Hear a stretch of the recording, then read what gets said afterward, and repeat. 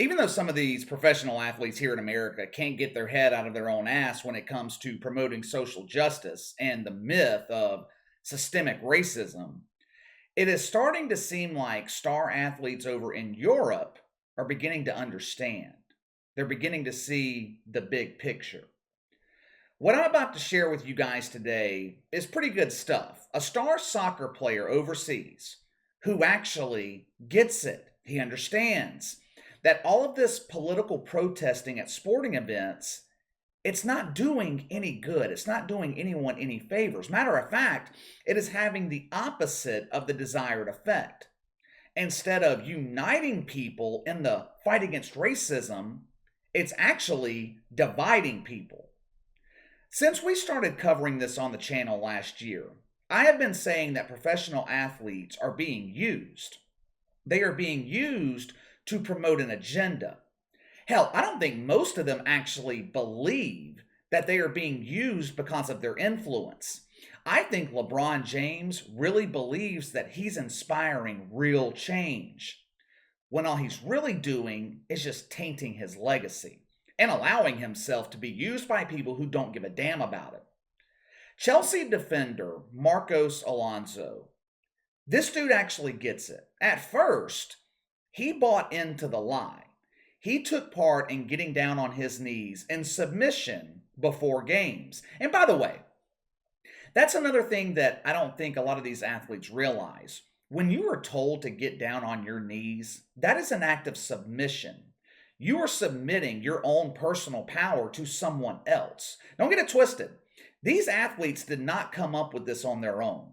When Colin Kaepernick started kneeling for the national anthem back in 2016, I do think that he was told by someone in the military that that was a respectful way to protest. I do believe that story, but most of these other athletes, I think that they're being instructed, or at minimum, being requested to get on their knees.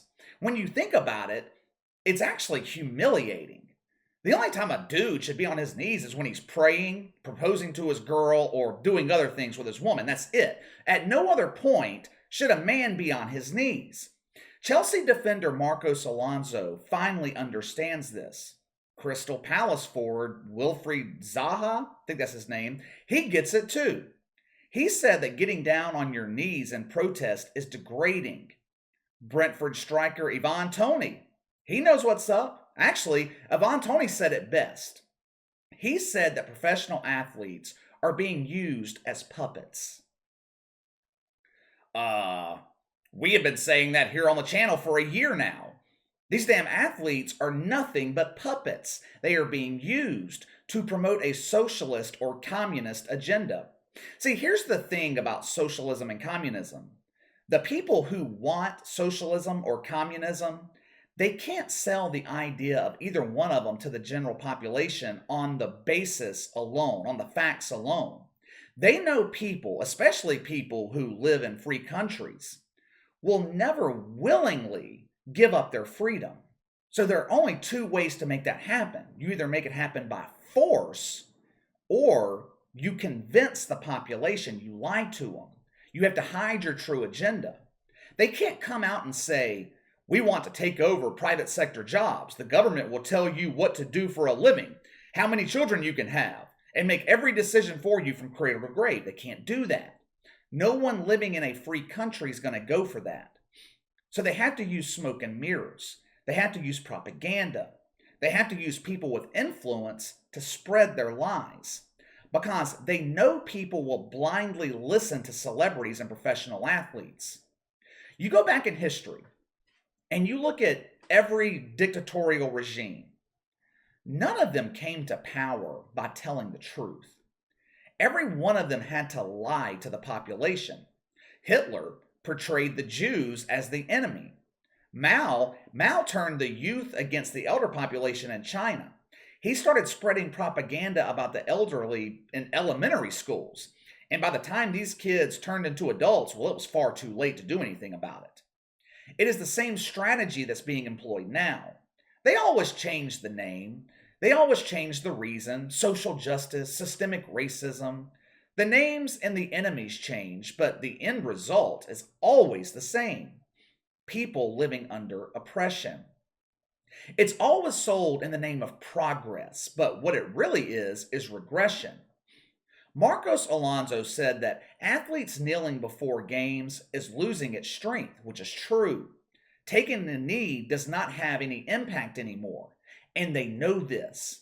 That's one of the reasons you're seeing more drastic measures being taken.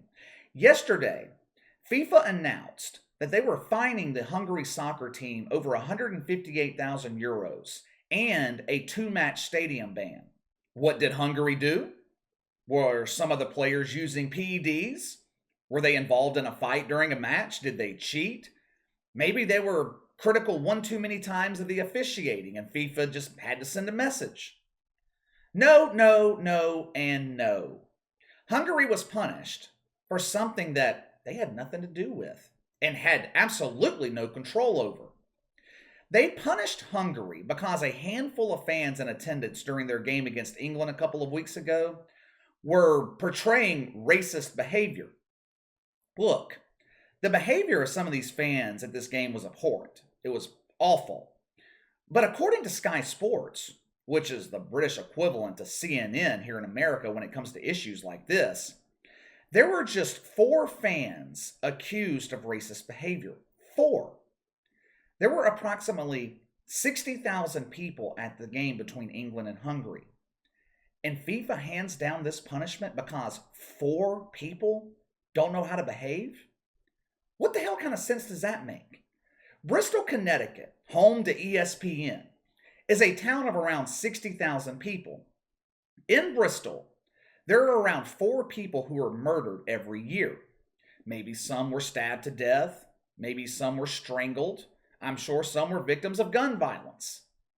But should kitchen knives be banned in Bristol, Connecticut because a knife was used to kill someone?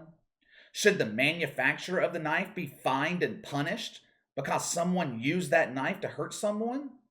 Should the citizens of Bristol, Connecticut be forced to stay inside because they have a 0.000006% chance of being murdered if they leave their home? Why should the Hungary soccer team be punished for something completely beyond their control? What were they supposed to do to prevent this from happening? Are they supposed to force fans to wear muzzles to get inside the stadium? FIFA knows this punishment's bullshit. They know it. It's nothing but a virtue signal to the woke in the UK. And as always is the case, the punishment given to Hungary wasn't seen as harsh enough by the woke in England. Tony Burnett, CEO of Kick It Out, which is an organization committed to eradicating racism in soccer and in Europe, he said this punishment was unacceptable, wasn't enough. What the hell does he want FIFA to do? I agree, the punishment is unacceptable because it's not warranted. You're punishing the wrong people. You're punishing the innocent Hungary soccer team and the 59,996 fans that attended the game and presumably did nothing wrong. Does Raheem Sterling and other athletes, do they deserve to be racially abused at games? No, it should not happen. But you know what else shouldn't happen? A grieving family who just lost their 22-year-old daughter should not be subjected to people like Joy Reid at MSNBC or Don Lemon at CNN, turning the murder of Gabby Petito into a racial issue. Neither situation should happen, but it does. And there's nothing you can do to stop it. You can't regulate behavior. You damn sure don't send a message by punishing a team or its fans who had nothing to do with what happened. And FIFA knows this. They know it. Like I said, this is just a virtue signal. And no one wins. Neither side wins in this situation. The innocent fans don't win because they can't go to the games. The Hungary soccer team's punished for something they didn't do. And the woke are not pleased with the punishment. No one wins. Anyway, you guys let me know what you think. Give me your thoughts on Marcos Alonso and other soccer players in Europe refusing to get down on their knees, refusing to be used as puppets anymore. Also, give me your thoughts on Hungary being punished over the racist behavior of 4 fans. Sound off in the comments below. Make sure to like and subscribe. Click the notification bell to receive all notifications from the channel. Best way to contact me is by email at btlkc84@gmail.com, KC_BTL84 on Twitter. I'll see you guys later.